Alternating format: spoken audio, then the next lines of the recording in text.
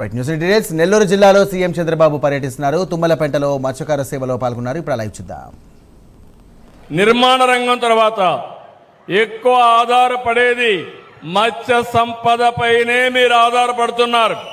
రాష్ట్రం ఆధారపడతా ఉంది. ఈరోజు మొత్తం దేశంలో 28% చేపలు ఎగుమతి చేస్తూ ఉంటే దాంట్లో 38% మన రాష్ట్రం నుంచే చేస్తున్నాం. దేశంలో రొయ్యల ఉత్పత్తిలో 80% ఆంధ్రప్రదేశ్ నుంచే ప్రపంచానికి ఎగుమతి చేస్తున్నామంటే అది ఆంధ్రప్రదేశ్ సత్తా. అయితే ఈరోజు నేను ఒకటే ఆలోచిస్తున్నాను.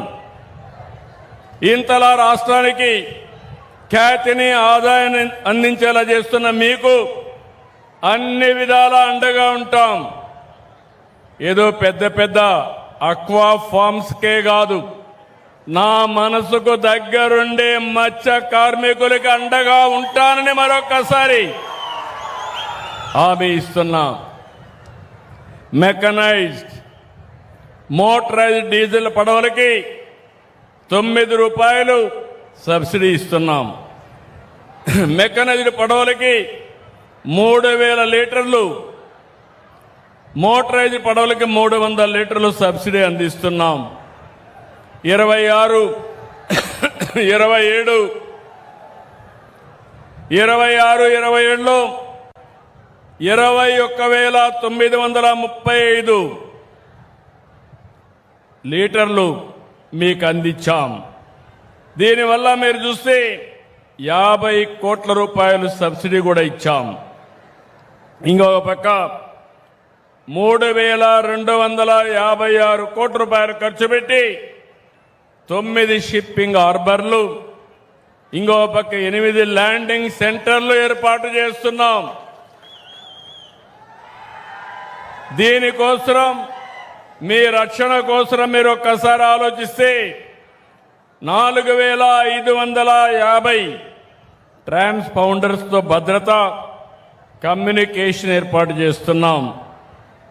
ఇంకో పక్క రాష్ట్రంలో పెద్ద ఎత్తున పడవలు కానీ వలలు కానీ మరణించినప్పుడు ఎక్స్గ్రేషియా కానీ సకాలంలో ఇస్తున్నాం. నేను ఒకటే హామీ ఇస్తున్నా. ఇప్పుడే కలెక్టర్తో కూడా మాట్లాడాను. ఈ తీరం మనదే, బోటు మందే, వేట మందే, రాజీ లేదు. ఎవరైనా వస్తే వెంటాడతాం, వేటాడతాం తప్ప ఇక్కడికి అలో చెయ్యం. మర్యాదగా చెప్తాం. వాళ్ళు కూడా వినాలి.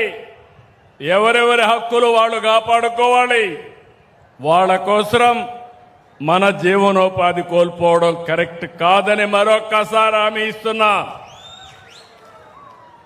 అందుకే మన తీరంపై మనకే పూర్తి హక్కులు. పొరుగు రాష్ట్రాల వాళ్ళు రావడానికి వీలు లేదు. పూర్తి నిఘా పెడతాం. ఎవరో బార్డర్ దాటి వచ్చినా వెనక్కి పంపిస్తాం. ఇప్పుడే చెప్పా, శాటిలైట్ తిరుగుతా ఉంటుంది. బోట్ ఎంటర్ అవుతానే కలెక్టర్కి మెసేజ్ వస్తుంది. అక్కడి నుంచి ఎవరిని అలో చేసే పరిస్థితి ఉండదని మరొక్కసారి మీ అందరికీ హామీ ఇస్తున్నా. మొన్నటి వరకు పెట్రోలింగ్ బోట్లు అడిగారు. ఇప్పుడు అంటున్నారు ఇది కాదు, ఒక 200 మెకనైజ్డ్ బోట్లు ఇస్తే మన సరిహద్దుల వరకు ఎంత చేపలుంటే అన్ని చేపలు పట్టుకొని మేమంతా కూడా విదేశ మార్కెట్లో ఉత్పత్తి ఎగుమతి చేస్తామనే పరిస్థితికి వచ్చారు. తప్పకుండా 200 మెకనైజ్డ్ బోట్లు శాంక్షన్ చేయడానికి నేను సిద్ధంగా ఉన్నా. అది కూడా సబ్సిడీ 60% ఇస్తాం. మిగిలింది రుణాలు ఇప్పించి మిమ్మల్ని ఆదుకుంటాం.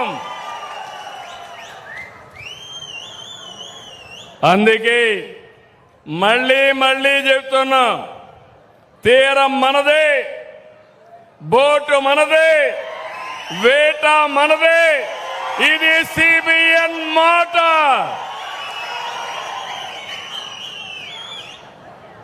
జిల్లాకు జువ్వెల దిన్నెలో అత్యాధునికమైన షిప్పింగ్ హార్బర్ వచ్చింది.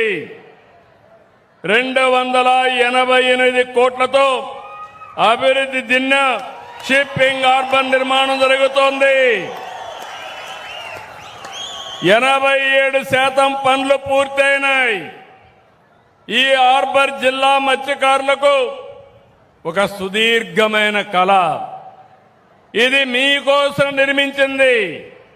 మిమ్మల్ని ఆర్థికంగా బలోపేతం చేయడమే ఈ హార్బర్ యొక్క ఉద్దేశం. ఇది మీ సొంతం. దీనిపైన ఫేక్ ప్రచారాలు నమ్మద్దండి. నేను ఒక విషయం ఇక్కడ చెప్పాలి. ఇన్ని సంవత్సరాలు సముద్రం ఉంది, మీ జీవితం మాత్రం మారలా. సముద్రం సంపద ఉంది, ఆ సంపద మనం ఉపయోగించుకోవాలా. చేపలు పట్టుకుంటున్నాం, కాదు గీదు అంటే ఉప్పు మండించుకుంటున్నాం. అవునా కాదా? కాదు. నా ఆలోచన చేపలు పట్టుకుంటాం, అదే సమయంలో కొత్త కొత్త టెక్నాలజీలు, సీవీడ్ కల్చర్ ఉంది, గేమ్ చేంజర్. సముద్రపు నీటితో సీవీడ్ కల్చర్ చేసి మీ జీవితాల్లో డబ్బులే డబ్బులు, డబ్బుల పండగ వస్తుందని మీ అందరికీ విజ్ఞప్తి చేస్తున్నా. ఉపాధి హామీ వస్తుంది. మా ఆడబిడ్డలు డాక్రా సంఘాలకు హామీ ఇస్తున్నా.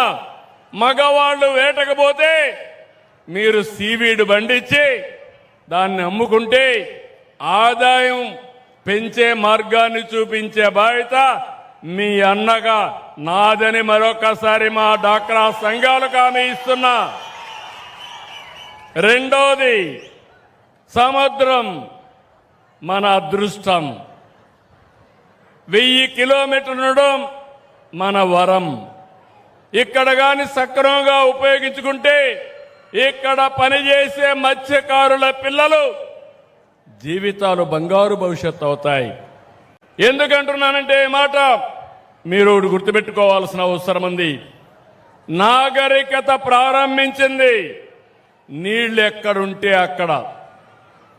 ఆ రోజు కృష్ణా జిల్లా ఉంది, విజయవాడ పైకొచ్చింది, ఇక్కడ సోమశిల వచ్చింది, నెల్లూరు జిల్లా పైకొచ్చింది, గోదావరి వచ్చింది, రాజమండ్రి గోదావరి జిల్లాలు పైకొచ్చాయి. ఇప్పుడు నేను ఆలోచించేది ఈ సముద్ర తీరాన్నంతా ఉపయోగించుకుని మా మత్స్యకారుల జీవితాల్లో వెలుగు నింపే బాధ్యత నేను తీసుకుంటానని మీ అందరికీ హామీ ఇస్తున్నా.